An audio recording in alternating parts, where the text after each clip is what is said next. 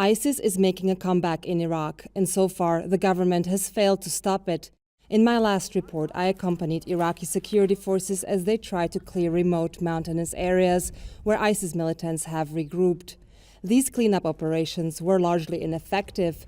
The government troops, known as the Emergency Response Division, were used to fighting a conventional war against ISIS.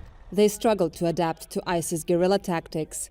Despite days of security forces searching, the militants remained elusive. But just because the government can't find them doesn't mean that ISIS isn't there.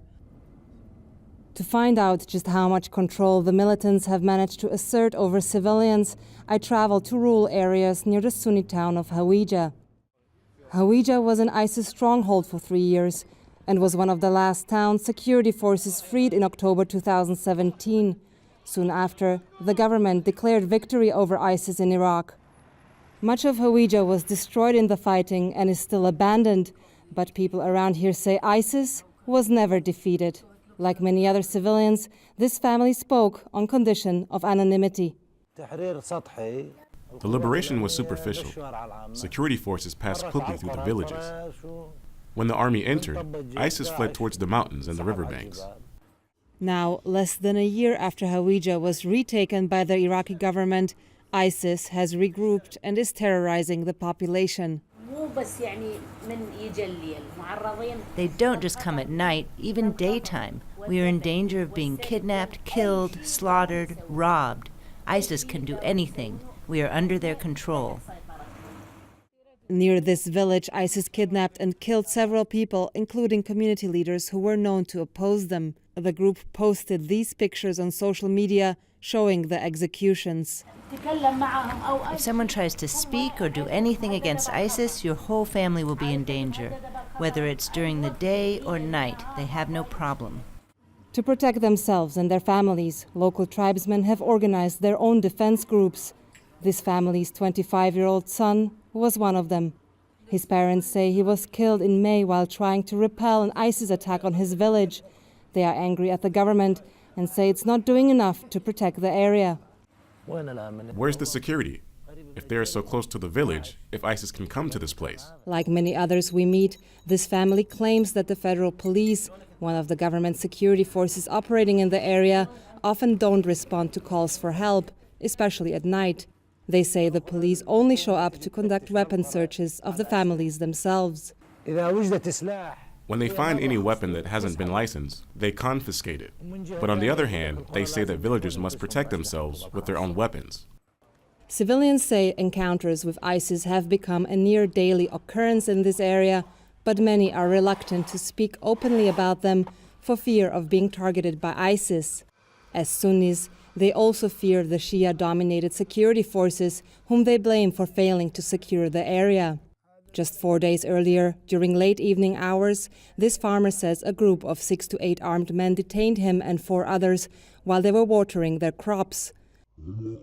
They had surrounded me. I did not realize because I was bending down to the ground. Then I heard the sound of a gun cocking. I was surrounded. "Lift your hands," they said, so I lifted my hands. "Old man, respect yourself. Respect your age. Do not force us to mistreat you." So I didn't say anything. I was a prisoner. The farmer suspects that the militants were ISIS. He says they asked if he or any of the other captives belonged to local security forces. Eventually, he and all but one of the detainees managed to escape after fellow villagers intervened. He says the government forces never showed up. The security forces never came. It was only the villagers who helped us. To contain any insurgency, cooperation from civilians is paramount. But mistrust runs deep here. While Sunni civilians accuse the Shia-led government of not doing enough to protect them, the government forces, in turn, accuse the civilians of supporting ISIS. It's very difficult to gather intelligence. The reason is the nature of this area. People have close family relations with ISIS, so that's why it's not easy to get information from them. The federal police say that many ISIS fighters managed to flee the battlefields last year. Commander Mohammed Flayeh al-Baydani takes us to what he says is a former ISIS hideout his forces raided in early July. This is a shed where people normally keep their sheep. What raised suspicion was the existence of the air cooler and clean water. You know that in such a place you shouldn't see this kind of stuff. This made us skeptical, and we expected that there may be someone hiding there. The commander says 4 alleged ISIS militants were killed during the raid. The police also accused the residents of this house, located just behind the hideout, of aiding ISIS. They were arrested and transferred to the relevant authorities. Yes, because they were cooperating with ISIS. The federal police don't allow us to get closer to the house or film it. From a distance, it appears that the house was burned down in a fire. Civilians and tribal leaders say that security forces systematically destroy houses of suspected ISIS families and collaborators. When ISIS ruled this area from 2014 to 2017, some civilians did support the terror group, while those who opposed its rule or the group's strict interpretation of the Quran were often executed in public. Trying to tell innocent civilians from ISIS supporters is no easy process, and one that has further divided Iraqi society. Muntaha Fuad's son and husband joined ISIS.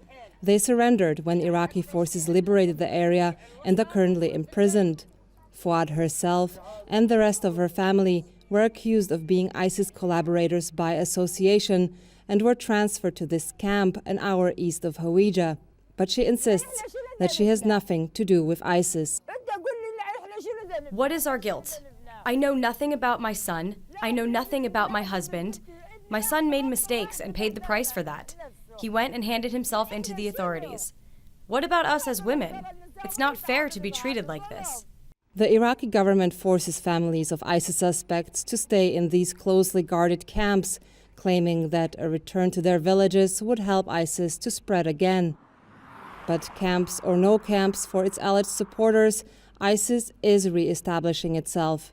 And many civilians say that with no real protection from the government, they feel they have little choice but to comply with the terrorists' demands. We meet another farmer who says he has interacted with ISIS many times since their official defeat in 2017. First, he says, a militant whom he recognized as a neighbor began calling him on his phone.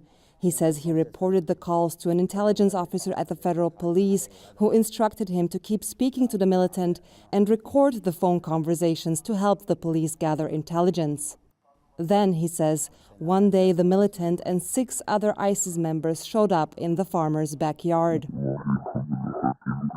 We are in the place where we agreed. Are you close? Yes, can you come? Are you behind the river? Yes. What should I bring with me? What do you need? Bring us cold water and let's meet. The farmer says he immediately called his contact at the federal police. I knew that they were in my farm behind the river hiding, so I called the security forces, the intelligence. It was before sunrise. I told them ISIS are in my farm and they asked me for food. He says the intelligence officer instructed him to cooperate with the militants until security could arrive. He gave the militants food and water, he says. But to his surprise, the federal police turned on him when they arrived, accusing him of being an ISIS supporter and jailing him for a week. They hurt me. They beat me. They put me in prison. Such incidents have led people in Hawija to believe that ISIS has infiltrated the security forces. The farmer now lives in fear of both. I go back to my original home during the day, just to feed the sheep in order to take care of the farm. At night, I stay at another house, but I still feel afraid. I fear for my family. I put my family in danger because I cooperated with the Iraqi army. Many civilians around Hawija have resigned themselves to once again living under ISIS. They no longer have faith in their own government or the United States to protect them. We have lost confidence in the international coalition. Before the liberation of Hawija began, we dreamed that our areas would be liberated from ISIS. But when we returned from displacement and saw the situation with our own eyes, we were sure that they were not serious about liberation.